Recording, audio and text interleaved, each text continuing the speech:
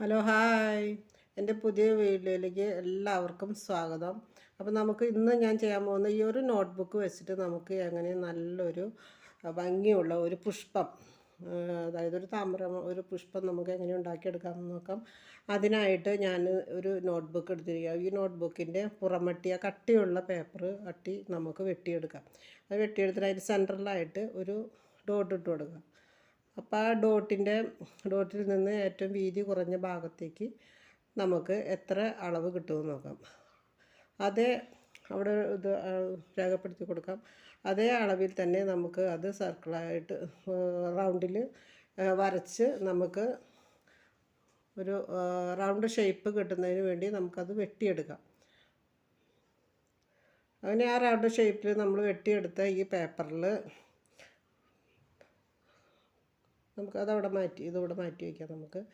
നമുക്ക് വേറെ ഒരു അട്ടി കീറിയെടുക്കാം. ബുക്കിൽ നിന്ന് ഒരു പേജ് നമുക്ക് കീറിയെടുത്തിട്ട് അതിൽ നിന്ന് ഇതുപോലെ ഇച്ചിരി അല്പം മടക്കി എടുത്തിട്ട് അത് കട്ട് ചെയ്തെടുത്ത് നമുക്ക് ഒരു 3 സ്ക്വയർ ടൈപ്പ് പേപ്പർ നമുക്കതിൽ നിന്ന് കിട്ടി.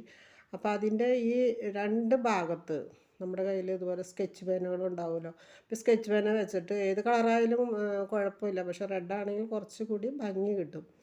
അപ്പോൾ അതിങ്ങനെ 2 ഭാഗത്തും നമുക്കിതിങ്ങനെ വരച്ച് കൊടുക്കാം. അതിനുശേഷം നമ്മളിത് ഇങ്ങനെ ഇങ്ങനെ മടക്കി പിടിക്കുക. ഇങ്ങനെ മടക്കി പിടിച്ചിട്ട് ഇങ്ങനെ പിടിക്കുക. അതിനുശേഷം നമ്മുടെ കയ്യിൽ മറ്റേ ഫെവിക്കോൾ ഉണ്ടാവും. ഇത് 10 രൂപയ്ക്കൊക്കെ നമുക്ക് കടയിൽ നിന്ന് കിട്ടുന്നതാണ്.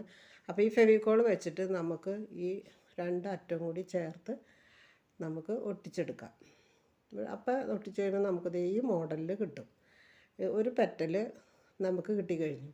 അപ്പോൾ ഈ മോഡലിൽ നമുക്ക് വേറെ കുറച്ച് അധികം പെറ്റൽസ് ഉണ്ടാക്കിയെടുക്കാനുണ്ട്. ഞാനിപ്പോൾ വേറെ കുറച്ച് പെറ്റൽസ് ഇതുപോലെ ഉണ്ടാക്കിയെടുത്ത് വന്നിരിക്കുകയാണ്. അപ്പം നമുക്ക് ഇനി ഇതിൽ നിന്ന് ഓരോ പെറ്റൽസും എടുത്തിട്ട് നമ്മൾ ഈ റൗണ്ട്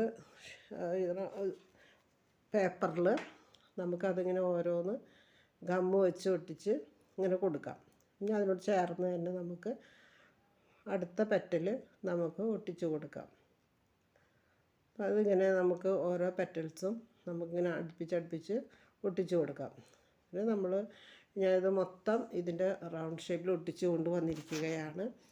ഇപ്പോൾ നിങ്ങൾക്ക് കാണാം, വളരെ മനോഹരമായ ഒരു ഔട്ടർ ലൈൻ നമുക്ക് കിട്ടി. ഇനി നമ്മൾ ആ ഓരോ പെറ്റൽസും അടുത്ത റൗണ്ടിൽ നമ്മൾ വെച്ച് കൊടുക്കുക. അതിന് ആദ്യം വെച്ച 2 പെറ്റലിൻ്റെ മിഡിൽ ആയിട്ട് നമ്മുടെ ഈ അടുത്ത പെറ്റൽ വെച്ച് കൊടുക്കണം. അപ്പോൾ അതിൻ്റെ മിഡിൽ ഈ പെറ്റൽ ഇങ്ങനെ നിൽക്കുന്നതിന് വേണ്ടിയിട്ടാണ് അത് അങ്ങനെ ഒട്ടിച്ച് കൊടുക്കുന്നത്. അങ്ങനെ നമ്മൾ ഇതിൻ്റെ ചുറ്റും അടുത്ത പെറ്റൽ നമ്മൾ അതുപോലെ ഒട്ടിച്ച് കൊടുക്കും. അങ്ങനെ നമ്മൾ ആ ഒരു രണ്ടാമത്തെ ലെയർ ഒട്ടിച്ചെടുത്തിരിക്കുകയാണ്. ഇനി നമ്മൾ വീണ്ടും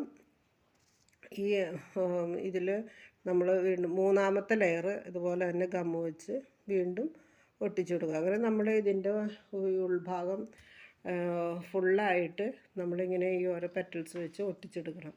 അതിൻ്റെ സെൻറ്ററിലും ഫുള്ളായിട്ടും ഈ പെറ്റൽസ് ഓരോന്നായിട്ട് ഒട്ടിച്ചെടുക്കുക.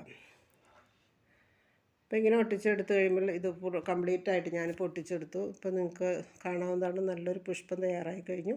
നിങ്ങൾക്ക് എൻ്റെ വീഡിയോ ഇഷ്ടപ്പെടുകയാണെങ്കിൽ ലൈക്ക് ചെയ്യുക, ഷെയർ ചെയ്യുക, സബ്സ്ക്രൈബ് ചെയ്യാൻ മറക്കരുത്. Thank you.